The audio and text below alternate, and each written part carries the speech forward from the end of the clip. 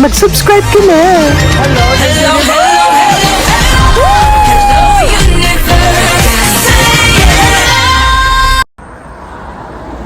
Hello mga buweks ko! Magandang araw sa inyong lahat. Galaw-galaw para hindi mapaimburnal. Hello sa ating mga subscribers dyan. Ganun din sa ating mga new subscribers. Welcome to Parade of Beauty! If you are here today, welcome to the new era of beauty! Beauty is in you! Hindi ako maagalaw mga buweks.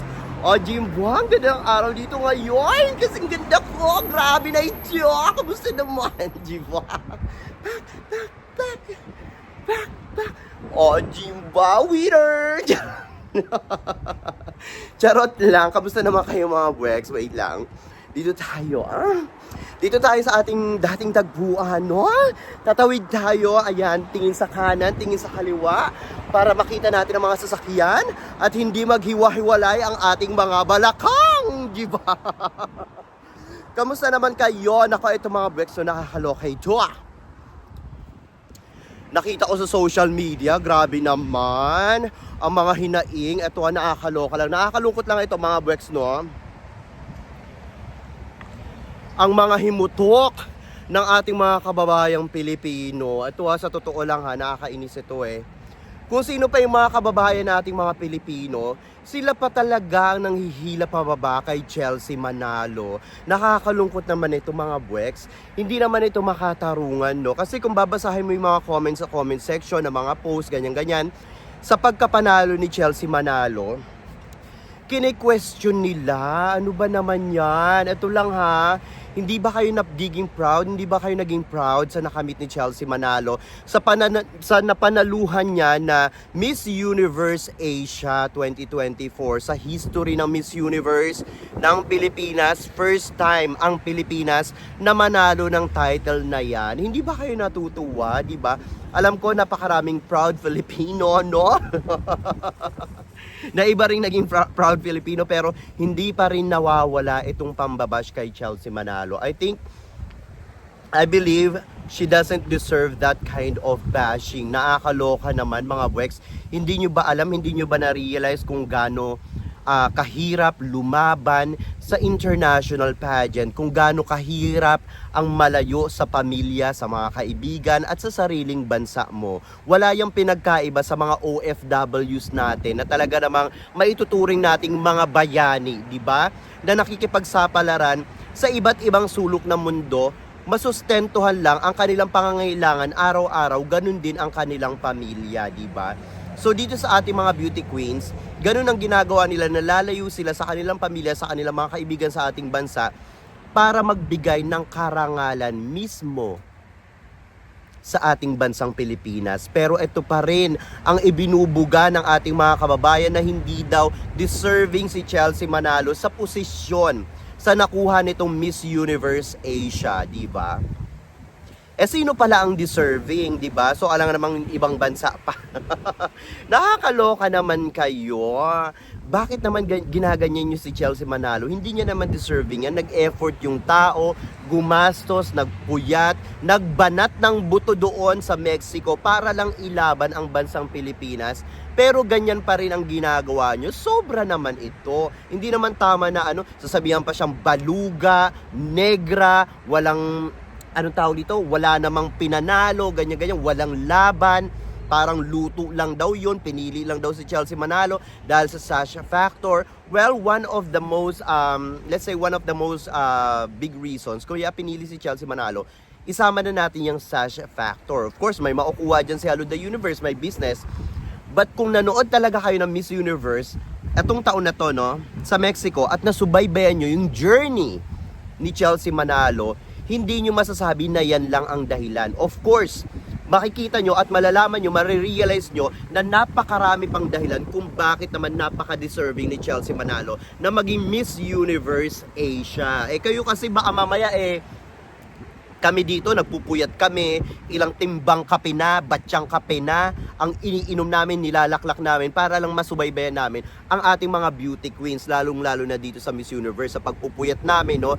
Tapos kayo, ayan, na-stroke lang kayo dyan, hindi pa kayo nagla-like sa video ko, di ba? Hanggang ngayon, di ba? natutulog lang kayo dyan, na-stroke lang kayo, hindi nyo naman sinubaybayan ang buong journey nitong si Chelsea Manalo, ang ating reyna, nagbigay lang naman ng karangalan sa ating bansang Pilipinas. Tapos kung ano-ano yung mga sinasabi nyo, mga punyeta kayo, no? Wala naman kayong ambag dito sa mga pinaghirapan ni Chelsea Manalo, diba? Kung makapagsalita kayo sa kanya, akala nyo kung sino kayo, may naiambag ba kayo ni Cinco? Wala naman kayo naiambag sa kanya, diba? Tapos sasabihin pa ng iba dyan, meron pa ako nakikita sa social media, ito sa Facebook, nakita ko yung mga doon. Sinasabi doon, may mga post doon, naloka talaga ako mga bricks. Ito, hindi ko kinaya to May mga sinasabi pa doon na sana daw si ganito na lang ang lumaban, sana daw ganito si pinanalo, no? Dapat daw ito na lang yung pinanalo, hindi daw ito. Pasensya na kayo sa mukha ko, laki. Pag malapit yung camera, di ba? Nakakaloka lang ito, Ang sinasabi doon, dapat ganito na lang si pinanalo, dapat ganito na lang si nag-represent ng Pilipinas sa Miss Universe, kasi si ganito ganyan, kasi si ganyan ganito, kasi pag ganito yung pinili natin, kailangan ganito. Panigurado ko, mananalo tayo, or panigurado ko, makaka-place tayo. My God! My God! Unbelievable! Unbelievable talaga ang crab mentality ng mga Pilipino.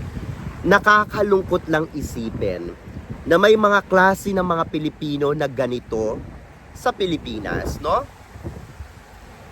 Sana yung bayanihan, hindi lang yan nangyari kay Michelle Marquez, di kay Catriona Gray, nung laban nila, no? Or sa iba pang mga kandidata natin. Sana pinapatunayan natin yung bayanihan, hindi lang kung sino yung, alam mo yun, kung sino yung bet mo na ganyan-ganyan. Sana tayo mga Pilipino nag-unite by heart, diba? By blood, diba? Kasi kung tutuusin lang, iisang dugo lang ang nananalaytay sa ating mga Pilipino, diba? For sure, naniniwala ko na dapat tayo mga Pilipino, pag sa mga ganitong international na laban, hindi lang sa pageantry, no?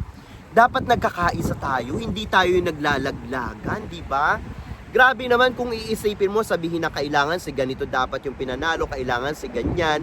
Kasi kung si ganito, dapat panalo na tayo. Dapat kung si ganito, di ba? Mahaba ang legs, ganyan-ganyan, maputi. Lagi na lang bang maputi? Di ba? Lagi na lang ba tayong aasa sa maputi? Di ba? Ilang naging natin, kandidata natin sa mga beauty pageants, international pageants, mapuputi yung pinadala natin, hindi naman tayo nag-title, hindi naman tayo nag-place. Mostly nga ang nakukoronahan sa atin or nagta-title, ibig sabihin nagpe-place sa atin, no? Sa totoo lang, karamihan sa Miss Universe, di ba mga kayumangge?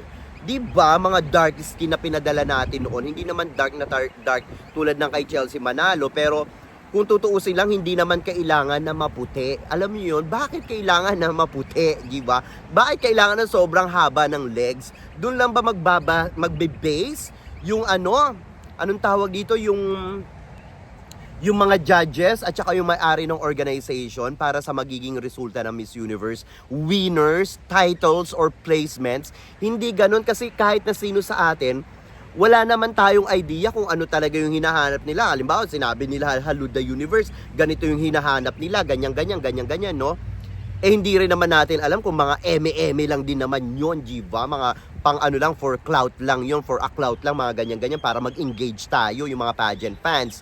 Well, doon naman sa mga ibang pageants, kung talagang ganun yung hinahanap nila, pwede tayo sigurong maniwala, unless kung nandun ka mismo sa meeting, nagmi-meeting kayo as with the owners, ganyan, no? Doon talaga pwede ka maglabas ng resibo na sabihin mo, ganito yung hinahanap, ganito, ganyan, no?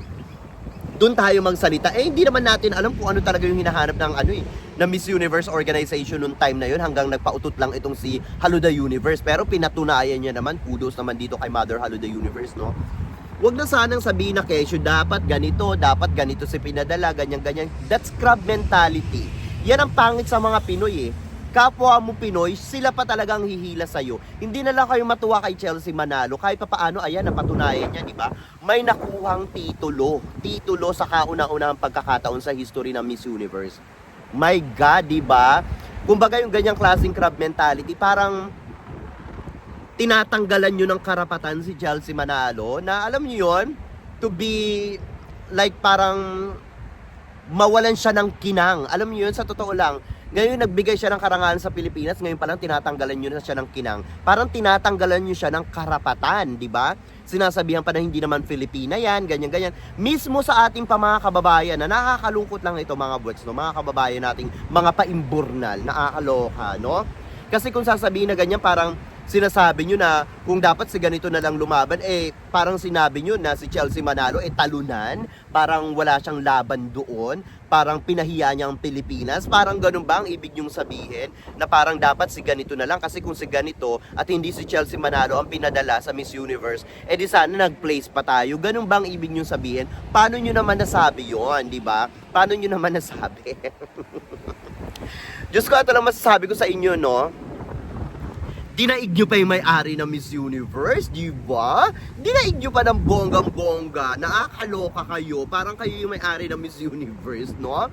Parang tingin nyo kailangan ganito ganyan. Sa tingin nyo ba kung yun yung mga yung pinadala na yon? Sa tingin nyo ba mananalo tayo? Sigurado na ba yan talaga? May resibo ba kayo, di ba? Nakakaloka lang nitong mga Pinoy na ito, no? Ganito na lang kaya, no? Ito na lang, ganito na lang gawin natin. Kayo na lang kayang lumaban, di ba? Total magaling naman kayo di ba? Nakakaloka kayo.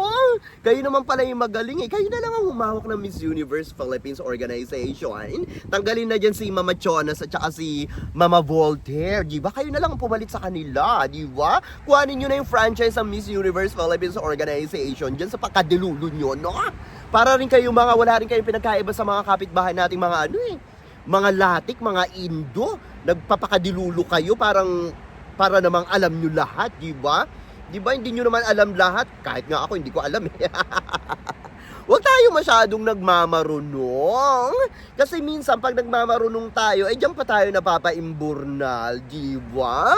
Pag ganyan ang mga galawan nyo sa beauty pageants, hindi na kayo paniniwalaan ng mga mga taga-subaybay nyo, nakakaloka kayo mismo naglalaglag sa pambato nating dito sa Pilipinas sa mga beauty pageants, dito rin sa Miss Universe, di ba?